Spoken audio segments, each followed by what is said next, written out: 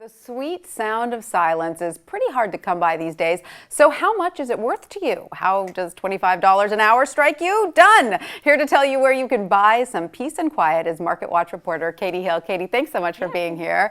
So nowadays, it seems if you need a breather, there's literally an app for that. There literally is an app for that. There's 3 of them that have been introduced in the past few years.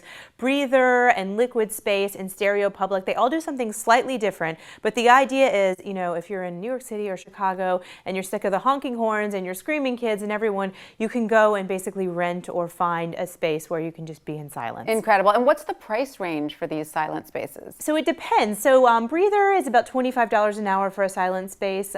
Stereo Public, they're usually free. That's a crowdsourced app. So people will say, oh, there's a little quiet space, say in the park nearby or in the library. And so those are usually free.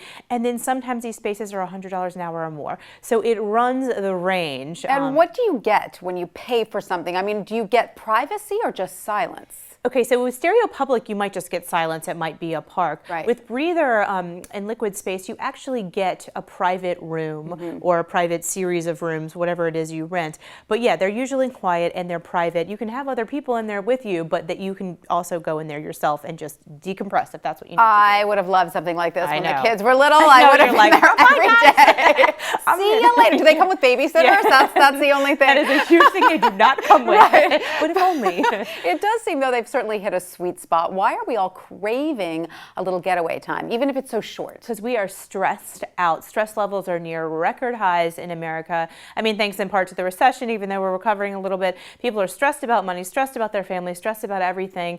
And so, yeah, we're just craving, please, let me just have a little silence. I can't take it anymore. And experts are weighing in saying this is a good thing. We need to be doing this. Yes. I mean, sitting in silence, if you do it correctly, is actually a good thing for your health. It can, lower your stress levels.